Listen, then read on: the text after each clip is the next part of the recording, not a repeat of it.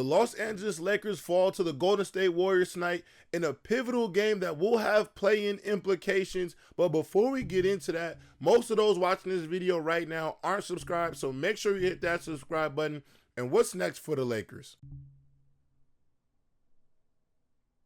The Lakers tonight were without star big man Anthony Davis, who was suffering from a headache and nausea from flu-like symptoms. LeBron James as well was said to have had flu-like symptoms, and he was questionable coming into this game. Obviously, he looked great. He went out there, scored 33 points, was efficient from the field, had a full-blown LeBron James-esque game. No surprises there. Anthony Davis being out tonight was one of the biggest stories of this game.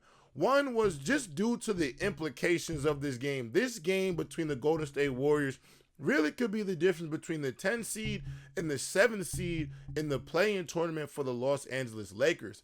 And for all of us who know anything about the play-in tournament, you have to sometimes play 2 games if you're a lower seed. The Lakers being a 7 seed or an 8th seed, if they won 1 game into the play-in, that secures them an opportunity to compete in the NBA playoffs. The Lakers could find themselves in a situation where they would have to win 2 play-in games to secure a spot in the NBA playoffs. Now, that could be to the Lakers' advantage, because if they were to play the Minnesota Timberwolves in the first round of the playoffs, although the Wolves are the higher seed, I think for a LeBron James and an Anthony Davis who are battle tested in the playoffs, they are looking at a game where they have the clear experience factor on their side, and it will be a favorable matchup for this team, not only due to their size, but due to the fact that Karl-Anthony Towns is going to not probably be playing in that series, so it could be a favorable matchup for the Los Angeles Lakers.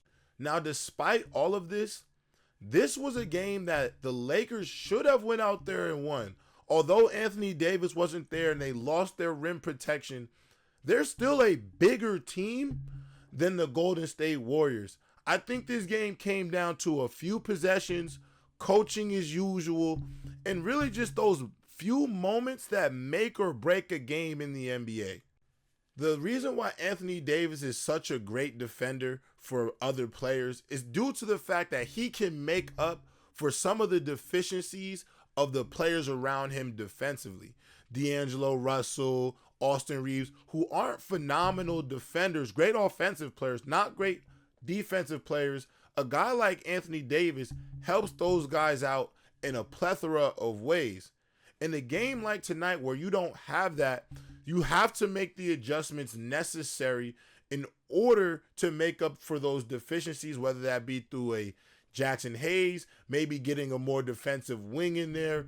Darvin Ham has to make that adjustment based off what we see in the game. But those adjustments that have to be made need to be necessary in order to help this basketball team win games. Now, for the most part, without Anthony Davis, in this game, it was very much back and forth offensively. For every basket the Lakers made, the Warriors would answer and vice versa. And it became really hard for the Lakers really to get a bunch of stops. And there was one moment in this basketball game particularly that really was the make or break for this entire basketball game, which was the last 3 minutes of the third quarter. Basketball is a game of runs, and in a 2-minute span, you can go from being up 2 to down 20 just from where the game is at, the downpour of threes, the fast pace. All of these things factor into scoring, and you can find yourself on the wrong side of a run in just a matter of seconds. And the issue with all of this is Darvin Ham's one adjustment was the reason why this fourth quarter against the Golden State Warriors did not go the way the Los Angeles Lakers had hoped for. Although the Lakers have had some fourth quarter magic throughout this NBA season, the way they closed out the third quarter of this ball game against the Warriors is 100% why they lost the game in the fourth quarter.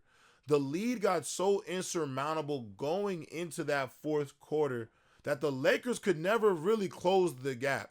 And this was disappointing to see due to the fact that the Lakers have been cutting into the lead heading into the fourth quarter, looking like it was going to be a competitive game.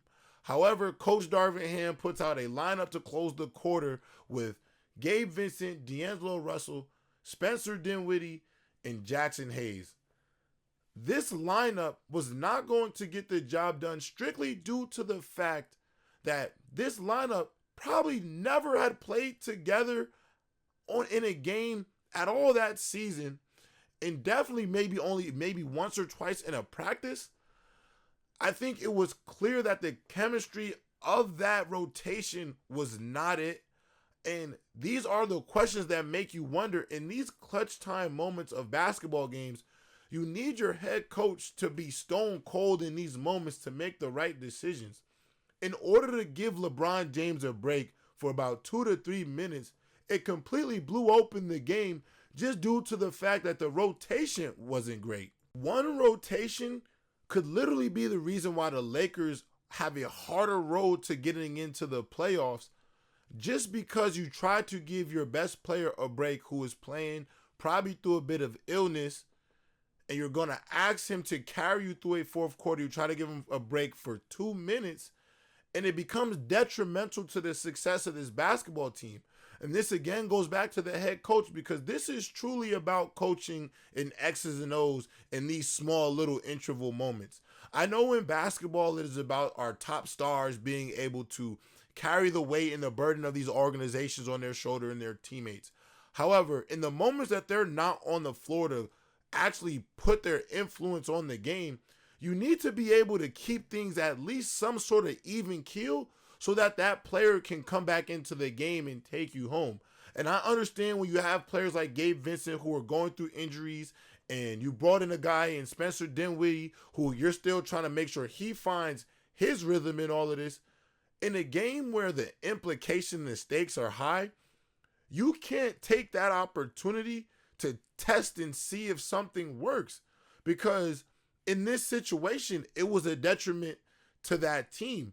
And ultimately, when you go in against a team like the Golden State Warriors, who, like sharks in infested waters, when they smell blood, they go for it. This is a team that can light you up from the outside, and when it rains, it pours. As many threes as they can pile on, a lead can go from being a 2-point game to a 20-point game, 30-point game in an instant, just because of how fast and how much pace the Warriors play with. And what makes this loss frustrating is that 1-12-0 run in the third quarter really set it all for this game, because honestly, in the fourth quarter, the moment they get back to the original starters, the Lakers do go on a 7-0 run. So this game could have been a lot closer than it looked. This game could have been a lot more competitive. And to be honest, in those tight pressure situations, it really felt like one coach has been in this situation more times than not and knows what to do. And it also seemed like the other coach on the other side was being experimental in a game that had stakes. And ultimately, we don't want to sit up here and, pour on to Darvin Ham. However, when you look back at this basketball game, you have to look at the coaching, because realistically, you're playing without one of your best. You have an aging superstar who is still playing at the top of his game, by the way. He has 33, has a spectacular game, and really you can point to one or two moments that truly, if you make a different decision, or you have a better rotation, or you just come with a different game plan, we might be having a different conversation. The Lakers getting outscored by 15 in 2 minutes during the third quarter truly was the turning point of this game. But with that being said, most of you watching this video right now aren't subscribed. Make sure you hit that subscribe button on your way out. I'm JayRob with Lakers Digest. Peace.